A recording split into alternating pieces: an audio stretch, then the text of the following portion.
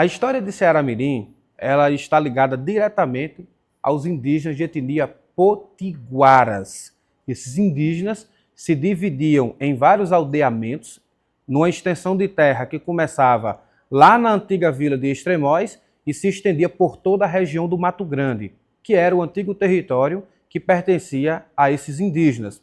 Quando houve a invasão de Portugal ao nosso território, essas terras foram transformadas em sesmaria e durante o século XIX se transformaram na sede dos grandes engenhos. Mas o nascedouro, enquanto sede política, inicial, o primeiro agrupamento foi na aldeia do Guajiru, aonde os portugueses invadiram inicialmente, e a partir dali construíram uma igreja dedicada a São Miguel e um convento dedicado a Nossa Senhora dos Prazeres. Inclusive, em documentos oficiais, até o ano de 1872, a freguesia, que hoje se chama Ceará-Mirim, em dados oficiais ainda era tido como Freguesia de São Miguel Arcanjo e Nossa Senhora dos Prazeres, que herdava ainda o seu antigo nome, que era na antiga sede política, chamada de Extremóis do Norte. Foi onde nasceu as margens da Lagoa de Extremóis. Porém, a partir de 1850, com a instalação de muitos engenhos na região de Boca da Mata, os coronéis da região sugerem à Câmara Provincial que fosse transferida a sede política do município, transferindo do antigo aldeamento do Guajiru, que deu-se o nome de Extremóis do Norte, para a região que conhecemos como Boca da Mata, que surgiu depois o nome oficial, a qual esse ano estamos comemorando 167 anos, que é Ceará-Mirim. As terras de Ceará-Mirim, elas foram colonizadas inicialmente a partir da invasão de Portugal. O primeiro português que pisa nessa região se chama Gaspar de Lemos, que entra pela Praia do Marco, hoje município de Pedra Grande, e eles vêm mageando a costa até chegar na região que conhecemos hoje como Ceará-Mirim. Se deparando com os indígenas de etnia potiguara, esses colonizadores começam a fazer a pacificação a partir da introdução dos padres jesuítas que vieram para a região que ficou conhecida depois como Vila Nova de Extremóis do Norte, que foi o terceiro nome da nossa cidade. A partir daí, da Vila de Extremóis, foi que começou o processo de fazer com que todas as terras que pertenciam a esses indígenas fossem transformadas em sesmaria, que durante o século XIX, essas datas de terra passaram a sediar os primeiros engenhos, só que para o oeste da vila, na região conhecida como Boca da Mata, o nosso quarto nome. E a partir daí, começa a surgir agora essa intenção da modificação de sede. Então, os coronéis, para ter uma vila sustentada politicamente, eles precisavam de aparelhos de serviços públicos na cidade, que não tinha.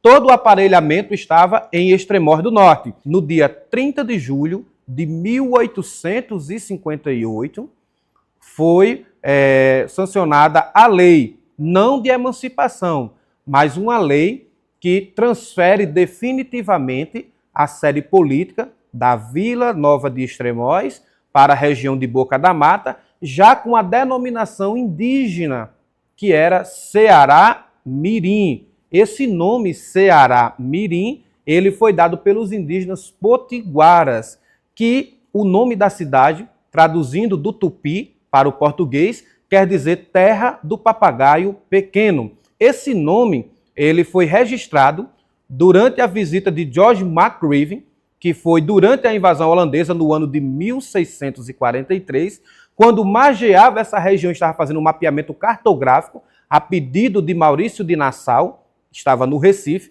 e aí ele, mageando essa costa, entra pelo rio Baquipe, chamado pelos indígenas, e pergunta qual era o nome do lugar que ele estava navegando. O indígena responde em tupi, Ceará. Inclusive, na bandeira da cidade, foi registrado o pássaro chamado araraú. Araraú é uma espécie de arara ou papagaio muito pequeno. Como o pássaro era muito pequeno, ao final da expressão Ceará, eles acrescentaram Mirim. Então ficou Ceará-Mirim, registrado como rio em 1643 pelo geógrafo George McGreevy, a qual ele se deparou com o fundador da nossa cidade, que foi Felipe Camarão e sua família. a família Camarão, que habitava na antiga aldeia do Guajiru, que foi aonde surgiu Ceará-Mirim e seu primeiro nome. A nossa cidade, ao longo desses 524 anos de invasão de Portugal, ela passa por vários nomes. Quando Portugal entra nesse território, todo o aldeamento principal, onde morava a família de Potiguaçu, que fundou a nossa cidade, que foi batizado com o nome de Felipe Camarão, era chamado de Guajiru, que foi o nosso primeiro nome. Depois, quando os jesuítas entram para a colonização e a catequização dos índios, eles passam a chamar esse território de aldeia de São Miguel Arcanjo, em homenagem à igreja que eles tinham edificado no início do século XVII. A partir de 1755, o então Marquês de Pombal autoriza a vinda de Bernardo Coelho da Gama e Casco, que foi o primeiro administrador da geopolítica local, e administrando, ele muda o nome para dar um nome a uma mesma vila em Portugal. Então, por estar ao norte da capital, Natal, eles colocaram o nome de Vila Nova de Extremóis do Norte. Em 1855, no dia 18 de agosto, a lei de número 301 modifica essa sede que passaria a se chamar Boca da Mata, nosso quarto nome. E definitivamente a expressão indígena passou a ser oficialmente no dia 30 de julho de 1858 e por isso que estamos comemorando 167 anos de alusividade e de exaltação à expressão Ceará-Mirim. A partir da transferência da sede política, em 1858, os coronéis se reuniam na Câmara Municipal e começaram agora a fazer as leis, certo? Para poder organizar a povoação. Inclusive, essas leis só foram concluídas em 1868, aonde foi colocado a questão de cobranças de impostos, a questão do posicionamento das vilas, e em Ceará-Mirim, para que a cidade ficasse com essa elegância, que ainda dá para se notar nos casarões antigos, até mesmo a cor das casas tinha uma definição por lei municipal. Porém, a partir daí, grandes figuras, após esse período de transferência da sede de Extremóis para Ceará-Mirim, ele passa a se consolidar maior. Por exemplo, o desenvolvimento em termos de escala de indústria, Ceará-Mirim, ela passa a ter dezenas e dezenas de engenhos que movimentam toda a economia, que foi a principal base financeira da cidade, mas que, paralelo a ela tinha também uma série de outras fábricas também. Nós tínhamos em Ceará-Mirim, segundo o livro Ceará-Mirim Exemplo Nacional, do pesquisador Júlio Gomes de Sena, só de casas de farinha nós tínhamos aqui 189. E de engenhos nós chegamos a ter em torno de 150. Porém, apenas 44 desses eram considerados engenhos de grande porte, que pagavam tributos e que foram registrados no Instituto do Álcool e Açúcar, que era uma forma do governo controlar a produção desses senhores de engenho. Então, 44 engenhos de grande porte. E também, Ceará-Mirim já teve mais de 25 fábricas de cerâmica, dezenas de fábricas de doces, entre outras coisas. Então, era uma cidade que, no total, quando o Júlio Sena fez esse estudo, Ceará-Mirim tinha algo em torno de 479 fábricas em funcionamento, o que, na época, era considerado a cidade que tinha o maior desenvolvimento industrial do Rio Grande do Norte. Por isso que no livro dele, ele coloca Ceará-Mirim exemplo nacional para mostrar a pujança econômica que a cidade teve naquele período. Por essa pujança econômica, principalmente motivado pela família Varela, que era a família mais importante da época, no período aristocrático, o Manuel Varela, que foi o barão do Ceará-Mirim, ele se transformou na primeira figura de nobreza do Rio Grande do Norte, concedido a ele o título de nobreza aos 22 de julho de 1874, sendo o primeiro potiguar a receber um título de barão.